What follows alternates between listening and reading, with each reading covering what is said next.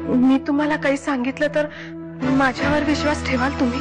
अरे का नाही, नक्कीच बोला. मला माहितीये की अमृताला किडनॅप कुणी केलाय. तुम्हाला खरंच माहितीये अमृताला कोणी किडनॅप केलंय ते? अहो ते फक्त मलाच माहितीये. मग आतापर्यंत तुम्ही गप्प का होतात? मी सगळ्यांना सांगायचा प्रयत्न केला पण माझ्यावर कुणीच विश्वास ठेवत नाहीये. ओके, कोणी किडनॅप केलंय अमृताला? मी. हा नराधम स्वतःच्या तोंडाने आपला कबुली जबाब देतोय आणि तुम्ही कसली वाट पाहताय? पकडा ना त्याला. एक मिनिट, काय प्रकार आहे हा सगळा? ए सांग की.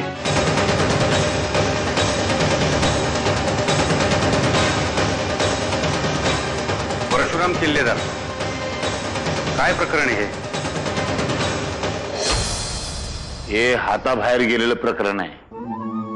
जगामध्ये काय पण वाईट गोष्ट घडली की नाही की ती मीच केली असं म्हणते. काय बोलणार आता? मागच्या महिन्यामध्ये ही दादाला जाऊन काय सांगते माहितीये का तुम्हाला?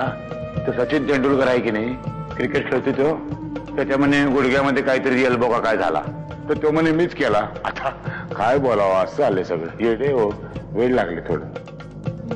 अमृताताई आज नाही तर उद्या नक्की परत येणार आहे आणि तिला जर कळलं ना की तू सजीवला नाहीयेस तर केवढी चिडेल ती माहितीये का तुला? वाटलं होतं तुला अक्कल येईल, माझा द्वेष करणं सोडून देशील, पण नाही, तू विनायक पेक्षाही हट्टी आहेस. उगाच आपल्या वादात माझ्या वडिलांचं नाव घ्यायचं नाही. तो माझा नवराही होता. तिकडे काय माझ्या नातेसंबंधाची उजळणी करायला आणलंस? ती उजळणी भरपूर वेळा करून झालीये माझ्या समोर, पण त्यातनं एकच गोष्ट निष्पन्न झालीये, तुझा आणि माझा काही संबंध नाहीये. जाऊ दे मला इकडनं. तू इथून गेलास तुला माझा मेलेला चेहरा पाहावा लागेल आर्यन. हे काय जेवणात स्वीट नाहीये? अहिल्याताई, त्याचे काय ना अहिल्याताई, आपल्या घरातली एक व्यक्ती गायब झाली आहे ना, म्हणून आज काही गोडधोड केलेलं नाहीये. आपली अमृताताई आली ना परत, मग आपण खास तुमच्यासाठी स्वीट आणूया. मी पण कोणाच्या नादी लागते?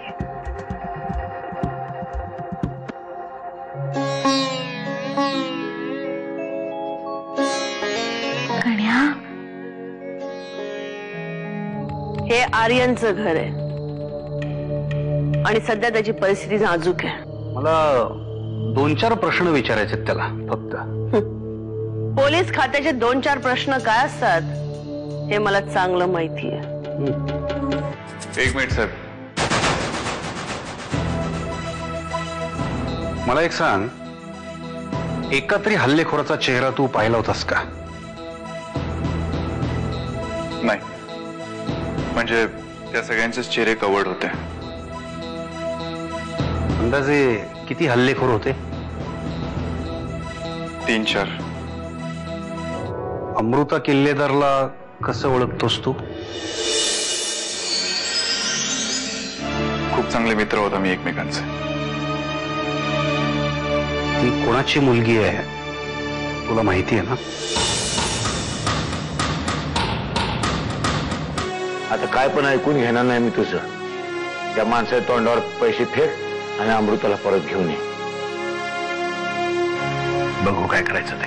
नाही, मला वचन पाहिजे, पोरगी घरी आली पाहिजे. बा ठीक आहे.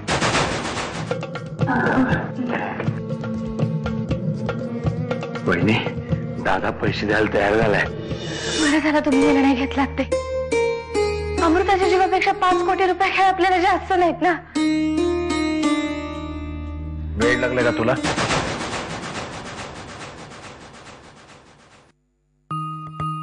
तो परशु एक मूर्ख आहे म्हणून त्याचं समाधान करण्यासाठी काहीतरी बोललो मी. पण तुम्ही आता तेच धरून बसू नकोस. म्हणजे असं काय करताय? दिवसामागून निवड जातात पण हाती काहीच लागत नाही. बस झाला आता, तेच सांगू नकोस. आता ह्या विषयावर चर्चा बंद.